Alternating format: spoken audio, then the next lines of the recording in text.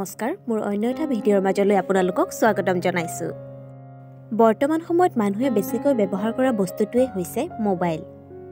কিয়নো বহু দিশত ই আমাৰ জীৱনটো সহজ কৰি তোলে আৰু কিছুমান কাম কম সময়ৰ ভিতৰতে কৰিব পাৰি। গতিকে আমি যিটো মোবাইল লৈ থাকো সেইটোৰ পৰা আমি বহুতো লাভ উঠাব পাৰো। যিহেতু আমি প্ৰতিটো মুহূৰ্ততে মোবাইলটো নিজৰ লগতে ৰাখো, গতিকে ইয়াৰ পৰা কিছুমান এনেকুৱা এনাৰ্জি সৃষ্টি কৰিব পাৰো যাৰ জৰিয়তে আমাৰ জীৱনলৈ ধন সম্পত্তি অহাৰ বাট মুকলি কৰিব পাৰো। জীৱনলৈ সুখ সমৃদ্ধি আনিব পাৰো। মাত্ৰ লাগিব বিশ্বাস। আহকচোন জানো মোবাইলেৰে কি উপায় কৰিব পাৰি।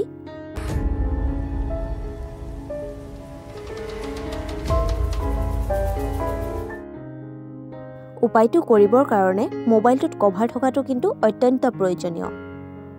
তাৰ পিছত এখন বগা কাগজ ল'ব আৰু তাত যিকোনো এটা ইচ্ছা লিখি ল'ব। নিৰ্দিষ্ট এটা দিন দিব। সেই ইচ্ছাটো আপোনাৰ যিজন আৰাধ্য দেৱতা তেওঁৰ চৰণত অৰ্পণ কৰিব আৰু তেওঁক ক'ব আপোনাৰ চৰণত এৰিলোঁ। পজিটিভ নেগেটিভ যি ৰিজাল্ট দিয়ে সেয়া আপুনি দিব। আপুনি যি দিয়ে মই তাতে সন্তুষ্ট। এনেকৈয়ে কৈ কাগজখন মোবাইল কভাৰটোৰ ভিতৰত ৰাখি দিব। এটা কথা মনত ৰাখিব, কাগজখন ৰখাৰ পিছত সেইটো ভাবি নাথাকিব। ইউনিভাৰ্ছৰ ওপৰত এৰি দিব। যিহেতু মোবাইলটো অনবৰতে আপোনাৰ সৈতে থাকিব, গতিকে ই এক এনাৰ্জিৰ সৃষ্টি কৰিব। কাগজখনত আপুনি বিভিন্ন ধৰণৰ কথা লিখিব পাৰে। আপোনাৰ যিয়ে উইচ নাথাকক কিয় লিখিব পাৰে। চাব আপোনাৰ সকলো মনোকামনা পূৰণ হ'ব।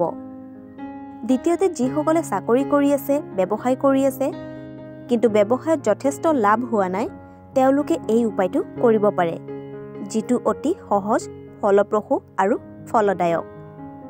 কিন্তু এটা কথা মনত ৰাখিব, যিকোনো কাম কৰিবলৈ কিন্তু বিশ্বাস অতি প্ৰয়োজনীয়।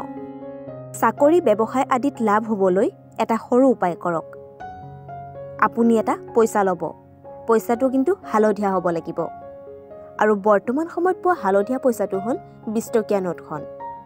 20 টকীয়া নোটখন হাতত লৈ ভাবিব যে ই মোক চুম্বকৰ দৰে জীৱনলৈ টকা পইচা অহাৰ বাট মুকলি কৰিব আৰু মোৰ জীৱনলৈ টকা পইচা আহিব।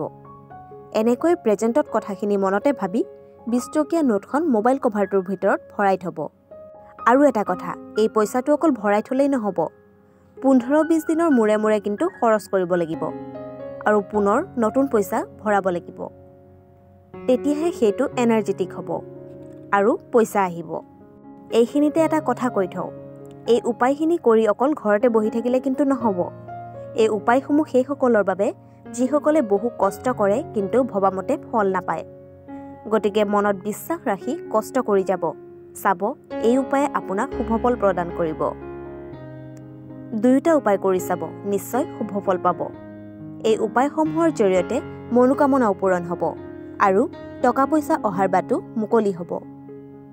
আশা কৰোঁ ভিডিঅ'টো চাই ভাল পালে। যদি ভিডিঅ'টো চাই ভাল পালে তেন্তে লাইক, কমেণ্ট, শ্বেয়াৰ আৰু চেনেলটো ছাবস্ক্ৰাইব কৰিবলৈ কিন্তু নাপাহৰিব।